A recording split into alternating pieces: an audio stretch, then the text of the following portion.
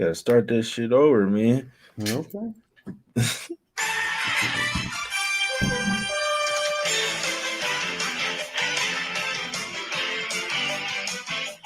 Come on, Tony, you gotta dance, man. I was sorry. I'm watching the final play of this Bahamas Bowl first half, and they've got an interception. What up? But What up, my guys? Welcome to another show, man. It's NBA Talk with Jay. Free NBA picks every single day. It's Free Friday here. We're trying to get some cash here. We got our guy Tony Mejia with us from Wager Talk. Tony over here in Orlando. How you doing, my brother? Everything cool with you? everything is great. Watching the end of the first half of the first bowl game of the season, but now it's all NBA. Things are good. I mean, had a solid NBA night last night. Hit on the Clippers and Suns under, and I had Jimmy Butler over his PRA and Tyler Hero over his points and assists, and he didn't have many Nice. assists, but he had a career high in points. So that was nice to see. And yeah, doing well. Having a solid NBA week, solid week overall. Looking forward to a big football weekend, and obviously lots of hoops. So uh, teeing up a huge schedule tonight. Looking forward to talking about things with you as always. Yes, sir. Let's do it, man. First game up, we're going over to the streets of Detroit here, Tony. We have the Pistons getting 6 points at the house versus the Sacramento Kings.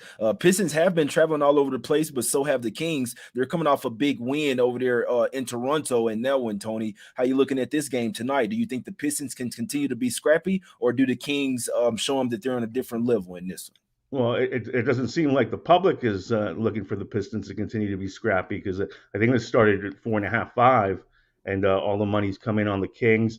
Kevin Herter's missed the last couple of games, but that hasn't really hurt him Mhm. because Terrence Davis and Marcus Monk have really stepped up. And if that continues, then yeah, I don't give the Pistons a lot of a chance to be scrappy. This has also got a really high total. So I mean, both teams come off really high scoring games. The Pistons uh, won at the Hornets in overtime, 141, 134, just a couple of nights ago. And the Raptors were a victim to the Kings, 124, 123, a game I watched from start to finish, which Sacramento really showed some heart winning up in TO. Huge games from DeMontis Sabonis and Mhm. De'Aaron Fox. And Fox has been kind of hurt, so it was good to see him bounce back. If that continues, then I do think the Kings are the way to go here. Certainly, the money is. So if you didn't get in early, you might want to rethink that. But solid performances of late from the Pistons young guards stepping up with Kate Cunningham out now for the season. Yeah, no, he's definitely out for the season. I actually saw that he just had surgery today, if I'm not mistaken. But regards to that, man, Pistons are coming off they're coming off an overtime win. Kings coming off a big win as well. I'd like to take Kings in this one in the first quarter, Tony. That's why I sprinkled a few bucks on.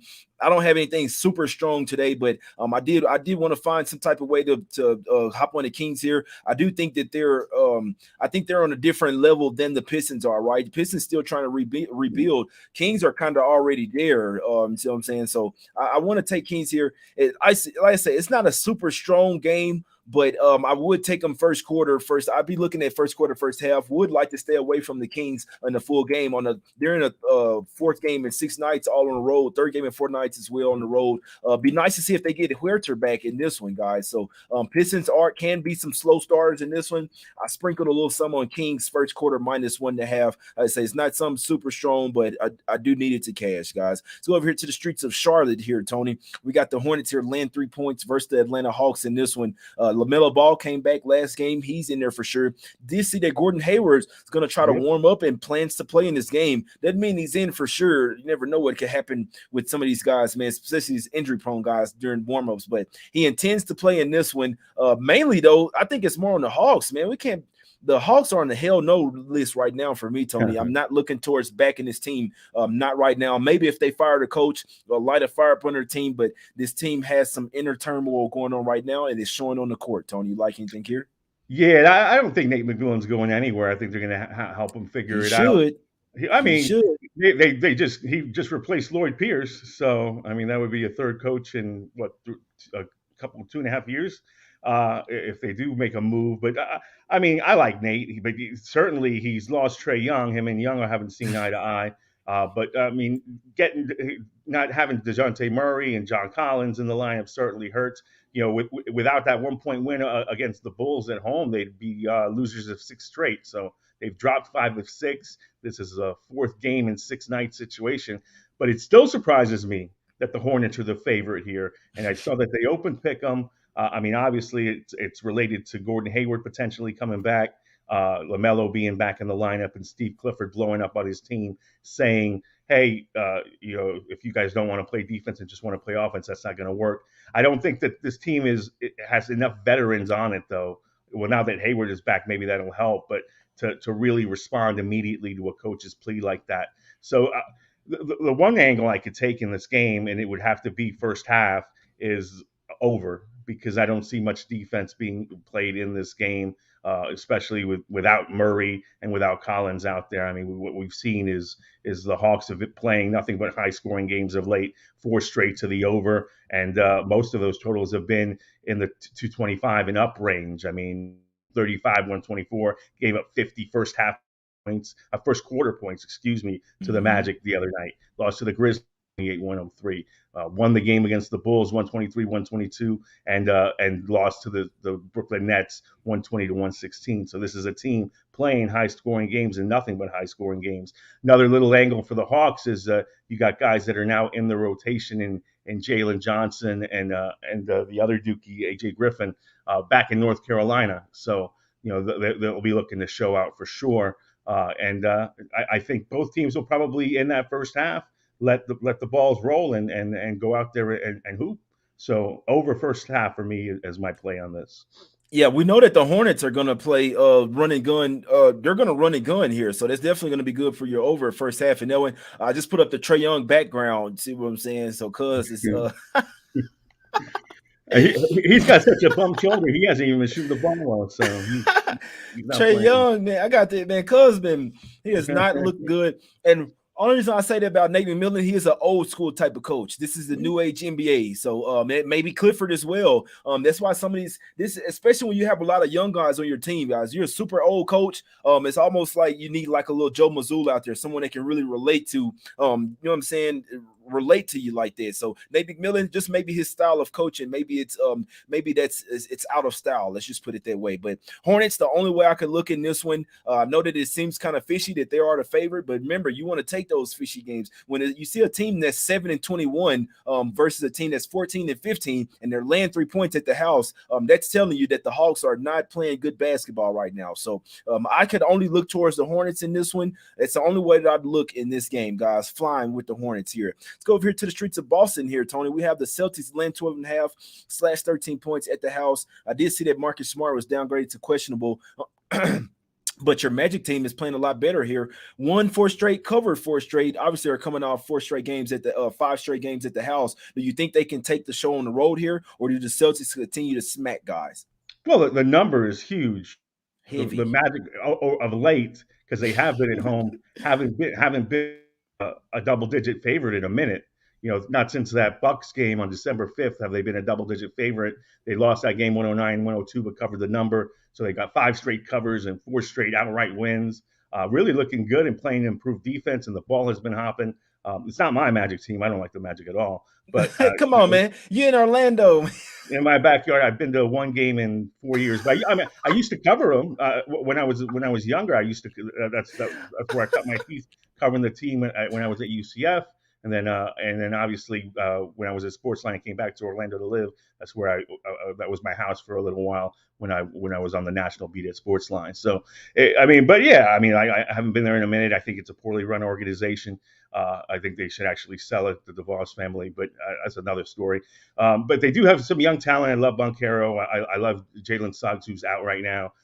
It's a team that is getting back some pieces. They're still out without Wendell Carter Jr. But the big piece that's coming back tonight, Jay, is Robert Williams. Hopefully, that's the deal. And I mean, you would expect to be on a minutes restriction with Marcus Smart. Hopefully, if he plays, it's the first time we'll see the intact Boston Celtics in a minute, and that's great to see because the Celtics have basically been beating teams with their offense. Their defense has been suspect, and obviously Robert Williams would heal a lot there. really interested to see what happens here. No opinion on that, but they played both games this week at TD Garden tonight and on Sunday, Boston and Orlando. So I'll be more interested in the second based on what I see in the first tonight.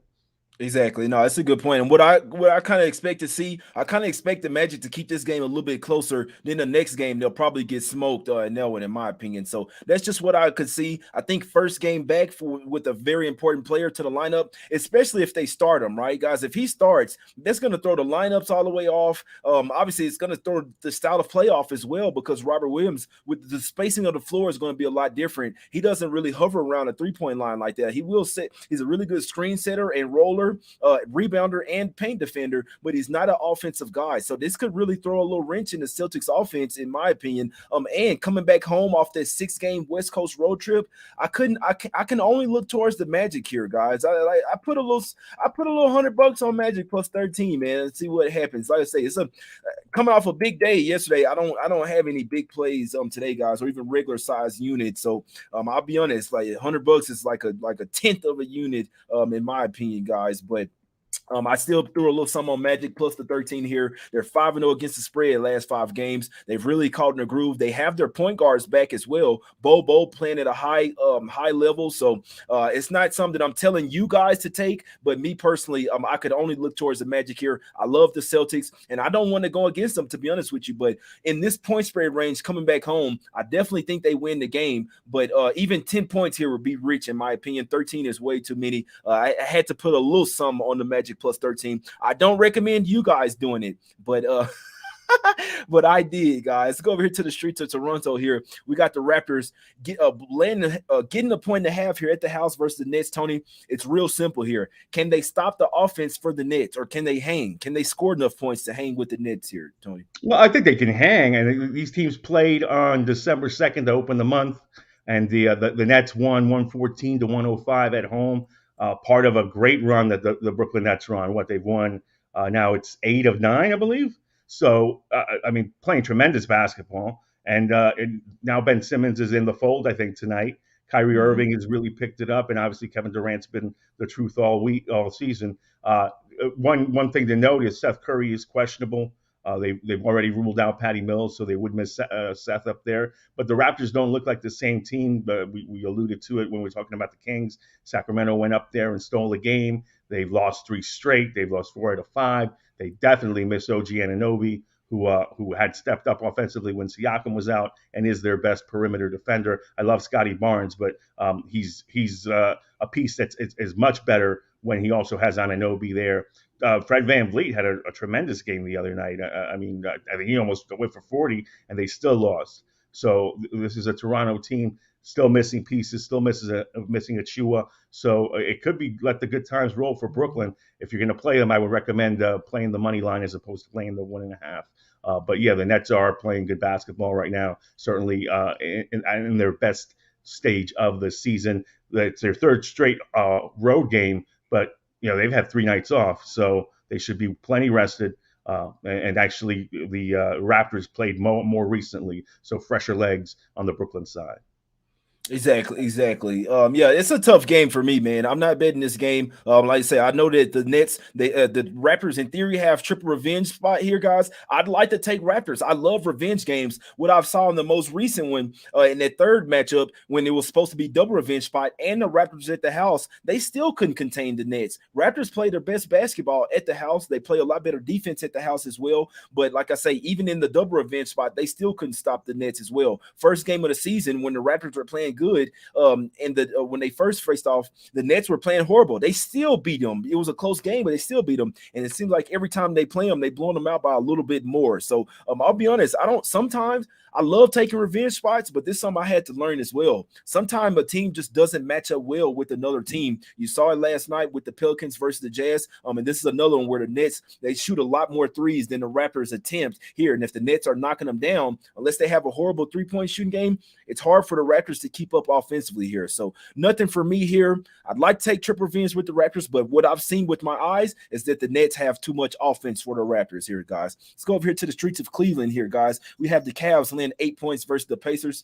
Pacers are one of the worst teams in the first quarter here, Tony, my problem is the Cavs sometimes take teams lightly and don't come in and play their best game. And if that happens, obviously the Pacers, it wouldn't be surprised if the Cavs had to come back in this game. So I want to take Cavs in the first quarter, -2.5. It's the only look that I play in this game. What do you think, Tony? Can the Pacers be scrappy here?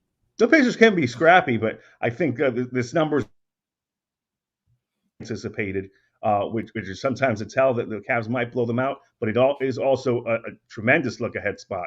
I mean, huge, because the Cavs play the Mavs tomorrow night at home, host them after beating them in Dallas in a really for them an impressive performance, because the Cavs don't play well on the road. Donovan Mitchell took it to the Dallas defense for the first half and really dominated the full game, and continues to be a no-brainer Eastern Conference All-Star. They've got Jared Allen playing well again now that he's come back from his injury, which lets Evan Mobley be Evan Mobley, and Garland plays much better at home than he does on the road. The Pacers seem to step their game up for the Warriors, all the time, especially Andrew Nembhard. I mean, they swept them on 125-119. Obviously, unfortunate injury for Steph. Prayers up to him. I saw you called that shoulder injury very nicely.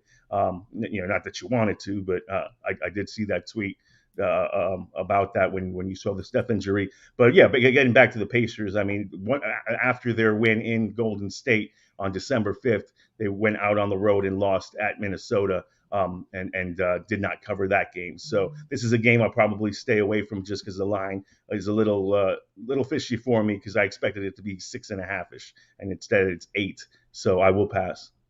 Yeah, I couldn't talk you off passing in that one, my guys. Yeah, it's a tough game for me. My guy Dizzy in the chat saying he's liking Cavs first half full game. I'll be honest, this could be a trifecta spot. I don't think the Cavs will look to head to the Mavs, because that's a Western Conference team. You want to beat the guys, you want to beat the teams that's in your conference more. Obviously, they'll want to come and play for the Mavs, but I don't think it's a look ahead. If I'm playing this game, I'm looking Cavs early and often here. I'm not looking towards back in the Pacers here. I know they've been playing some good ball, but they're going up against a really good defensive team here. It's going to be hard to get baskets in the paint. You just need the Cavs to come out motivated in this game, if that makes sense. Like, you don't need them come out saying, like, I've seen them come out before lackluster in some games, and I'm just kind of scared of it here. But I want to take Cavs first quarter. That would be my top look in this game. Wouldn't be a bit surprised if it's a Cavs Cavs trifecta spot here. Now, we have to talk about this game. There's a lot of things going on, but it's an ESPN game, so we'll talk about it here, Tony. We have the 76ers laying 8.5. It's up to 9.5 now. I forgot. Yeah, so it's up to 9.5 now versus the Warriors. That's with even Clay being questionable here now. So Draymond questionable, kind of doubtful. Clay questionable, kind of doubtful. Steph out for sure. What are we doing this game, Tony? Are we looking at some Warriors team total unders, 76ers team total overs? Do we take the spread? What are we doing?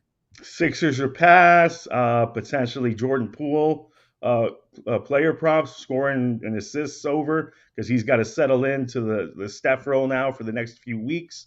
But yeah, this is a situation for me where I think if they're smart and they've got Clay and Dre on the injury report as questionable, you sit them, you try to win the final stop on this road trip in Toronto in a couple of days, because obviously they were rocked by the Steph news. Once they got into Philly, it was all about Steph and getting him checked out, that MRI and whatnot. And they don't play well on the road anyway. Dropped his first 2 games of this road trip in Milwaukee, in Indiana. I was telling on the Wager Talk NBA show how we were doing it with Ski too, how dejected the Warriors must have been, considering like a quarter of their team is from Milwaukee. So they wanted to play well in Milwaukee. Looney's from Milwaukee, Poole's from Milwaukee, kid Pat Baldwin is from Milwaukee, and they did not show up in that game. They got smoked, brother. So you know what how dejected they must have been. And then you go into Indiana where some guys sat. Obviously, Clay didn't play, but the fact Curry played, I think they wanted to get the Pacers back for what happened. And then you're down in that game, and then Curry gets hurt. So don't like the state of Golden State here. Don't expect them to rally immediately. Joel Embiid has been playing well, despite that comment about him telling Yahoo that Philly fans want him traded. I don't know why he would say that, but he did. But Philly's won 3 straight. James Harden's back. playing much better. They're getting Daniel House back too, so the bench is getting stronger as well. Beat the Kings by 20, which looks a little more impressive of late, and have won every game on this homestand by double digits. So perhaps they do that again tonight. Yeah, I could see it. Yeah, I don't bet these type of games. Every ESPN game, everyone's on one side. I'm sure they're seeing their injuries about the Warriors. Now, Philly has talked about not taking this game lightly as well. Obviously, the Sixers are playing hard, playing good ball right now. I'll tell you guys, I had this, not game circle, but I kind of forecast this game like 2 days ago. I'm like, all right, I want to take Philly here. I didn't think that it would be all these injuries. I thought it was going to be best team versus best team, and Philly would try to show their words, right? I still lean Philly here, but it's not a game I could play. Like I say, I don't play games, especially national TV games, where everyone's on one side. They think it's going to be easy. These seem to be the games where everyone loses their money here, guys. So maybe a little call to Vegas. So I don't know. Regardless of this, to be honest with you, I don't bet these type of games here. When something looks too easily, most of the time it usually is. I still want to lean Sixers because I do think that they can put their foot down. You've seen them last 3 games at the house. So 4 straight home game. They've won 3 straight and covered 3 straight, playing some really good ball right now. And Joel Embiid looks like he's really trying to go for MVP. So I definitely could see the Sixers win the game. I just wonder if there's some fishy business with the spread.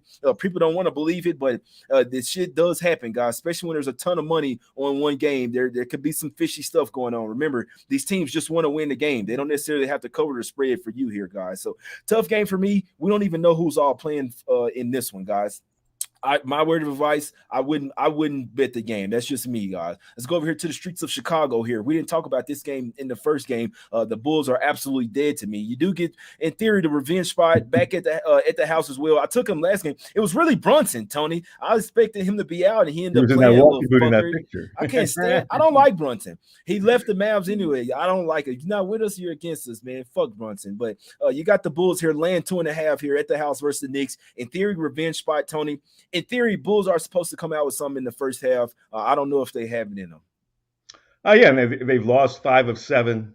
So, I mean, they're really not playing great basketball. Lost to the Hawks, which tells you something. But I did hang 144 on the Mavericks.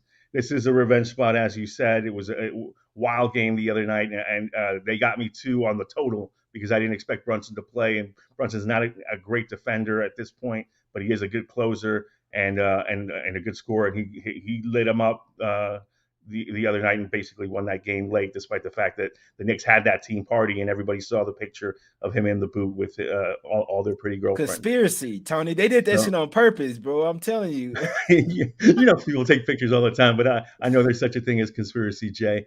Listen, I think it depends on how streaky Julius Randle is. RJ Barrett shot the ball well. Like, I'm sitting there watching all these guys.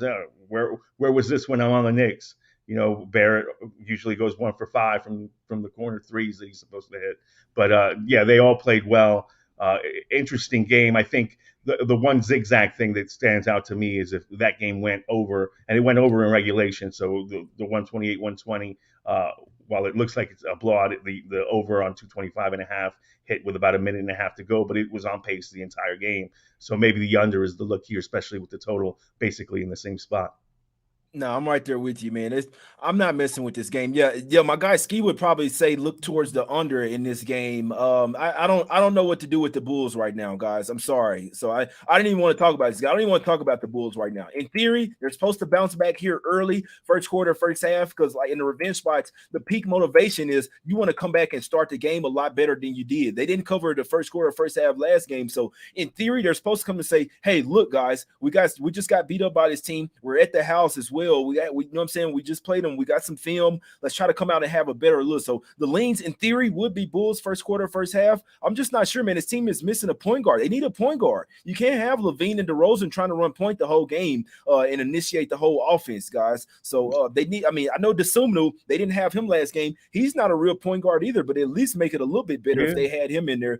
He might play tonight. it's kind of crazy because the season was kind of over once Lonzo Ball was kind of out. He was this team. If they had an actual point guard, Showtime type point guard, really had a high ceiling. But when he was out, and he's probably not going to be back maybe for the whole season, you got Desumnu. He's really not a point guard, but he can't step in. Without him, they really struggled last time. So maybe if Desumnu comes back, maybe look towards Bulls first quarter, first half. I'm off this game, man. Let's go over to the streets of Dallas. Go ahead, Yeah, Tony. just one last thing on that. Before the over hit the other night, the under had come in 6 straight Knicks games. So be Got on the you. lookout for that. Yeah, the Bulls got to come back in here with a better defensive effort, guys. So let's see if they can do it. I'm not betting this game. Let's go over here to the streets of Dallas. We have the Mavs laying 3.5 points versus the Blazers. Mavs have been playing really lackluster here, and the Blazers have been playing really good. But the Mavs have beaten the Blazers 5 straight times. I believe covered 4 straight as well. No, they've covered 4 out of the last 5 and beaten the Blazers 5 straight times. Do you think the Mavs continue to own them tonight, Tony?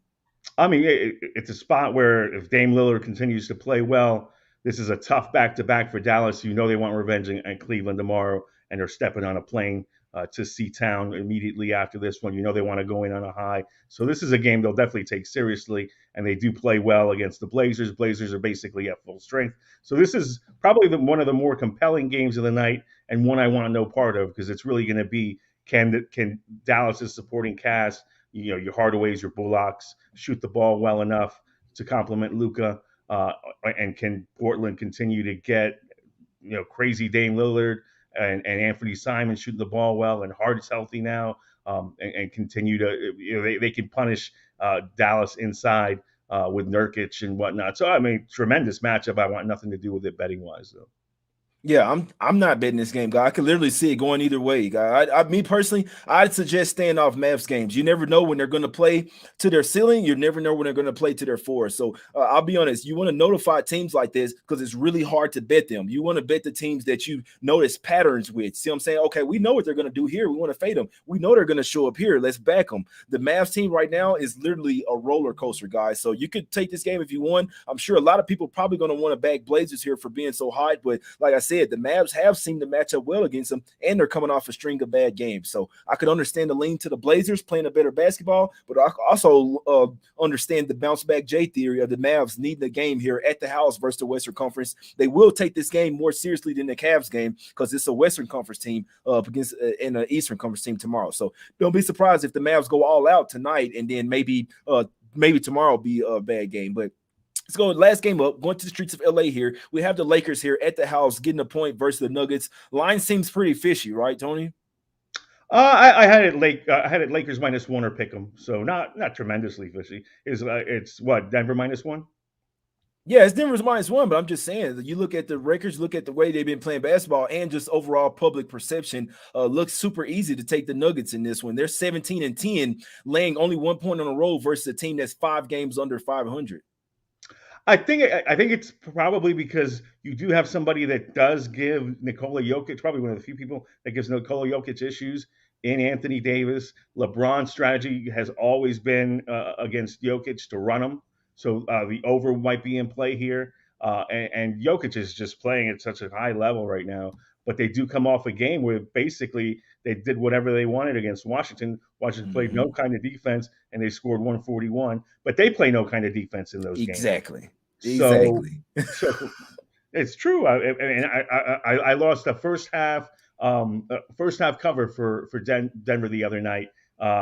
Laying 6.5, almost won it with a 3 from half court, but they only led by 5 at the break, despite the fact that they were being outscored by 33 points from 3-point range. I mean, that's nuts. So I mean that's how efficient Denver was the other night, and how hot Washington was from beyond the arc, and a lot of that had to do with Denver just not caring. They were giving Will Barton and Monte Morris the welcome back treatment. Here's the wide open 3, guys, love you.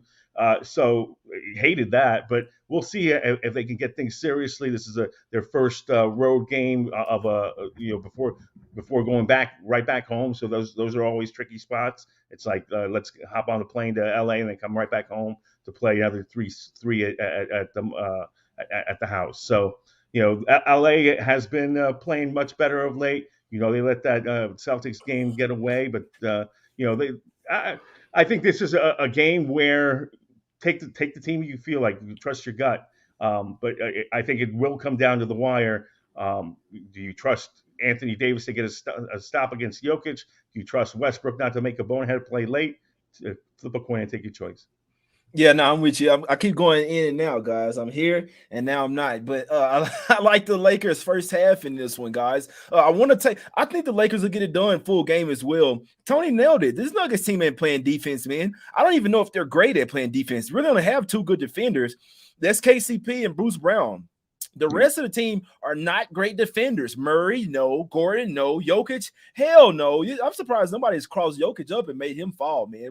He seemed like he got them clumsy feet, man. I'm going to try to put that AI crossover on him. But I want to take Lakers early here, guys, before guys like LeBron James start running out of gas. I think and you going up against a team that didn't play any defense versus a team that plays defense. Some tells me here that the Lakers come out here early and often. They're coming off a game as well where they came out well versus. Now this is something, right? They came out well.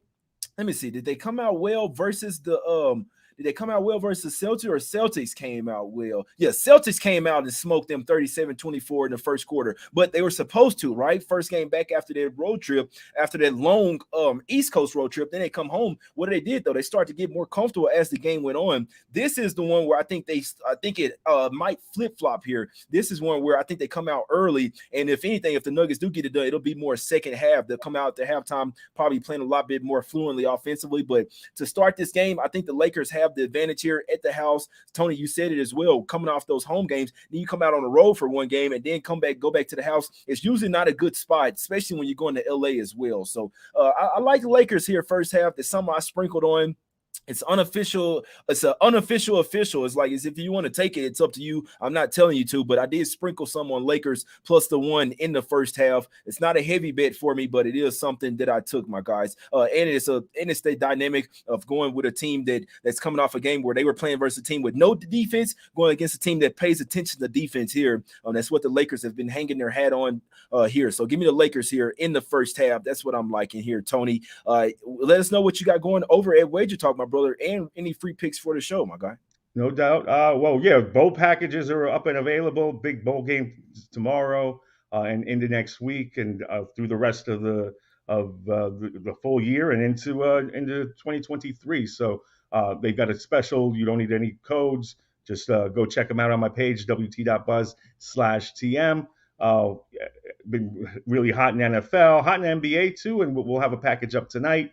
College basketball. So tons of stuff up at Wager Talk. Come see me, like I said, wt.buzz/tm. And for my free pick, let's talk about the one game that we didn't talk about on the show, and that's the Timberwolves and the Thunder. And we didn't talk about it because we don't know exactly who's going to play tonight. We don't know if D'Angelo Russell and Rudy Gobert are going to suit up for the Timberwolves. But I really don't care. I'll take Oklahoma City in the first half because even if they do play, I think there's some rust and chemistry issues in terms, not that they don't like each other, but just on floor chemistry with those guys getting in sync. You see it all the time. Anthony Edwards still doesn't know how to throw lobs to Gobert. Gobert not getting the ball inside, even with no Russell in the lineup. They lost 99-88 to the Clippers, and this is the final game of a 5-game road trip for Minnesota, so they want to get back home and kind of lick their wounds after losing 3 straight. Oklahoma City scrappy, man. You know how they do. They scrap. I wouldn't hate it for the full game, but you're laying points with the Thunder at this point, so you might want to wait to see if those guys are. But as of right now, if you want to bet Oklahoma City money half, whether they play or not, I like that. I got you. I can't lay points with the Thunder in that one, guys. I wait for Gobert and Russell in that one. That's why we didn't talk about the game. 2 huge key pieces in that one. You probably get one or the other in that one, guys. Like I said, I don't have anything official today, guys. 3 unofficial officials, 3 person plays that I'm super small on. So if you want to take them, hey, best of luck to you, but I want to make it clear that I'm not recommending these or telling you that you have to take these plays, guys. But what I'm liking today is that I sprinkle $100 on. I sprinkle on Magic plus the 13. I still like it at 12.5. Lakers first half plus the 1, and Kings first quarter minus 1.5. My guys. Honorable mentions would be Kings in the first half. It would be the Hornets on the money line. It would be Cavs first quarter, probably first quarter, first half. it would be that's about it, man. I'd lean Lakers first quarter as well. I wouldn't be surprised if Lakers catch the trifecta spot, but 3 super small plays that I sprinkled on: Kings first quarter, Magic plus 13, Lakers first half plus a 3. I guess that's somewhat of a collective trifecta spot from 3 separate teams. You dig what I'm saying? But also, man, guys, if you look, guys, go get a shirt, man. What are we doing here, man? 50% off shirts. I'm literally here coming to work for you guys every single day for free. You see what I'm saying? Go grab a shirt if you can. 50% off right now. Christmas special, Jay and Shark shirts, Smack City, Us Against the Bookies, and Let's Get Some Cash shirt. Use promo code XMAS, XMAS, over at the site, jmoneyismoney.com. We'll be running this through Christmas. If you don't want a shirt, buy one for someone else, man. If you can, just show some support to the channel. It makes me want to do this even more, give out even more free picks, guys. So if you can, show some love, show some support, and get a shirt one time, man. It'll make me feel better about coming on here giving free picks every single day. Y'all hit the like button, subscribe, retweet as well. It's Us Against the Bookies. Let's get some cash, my guys. We will win. Fucking go.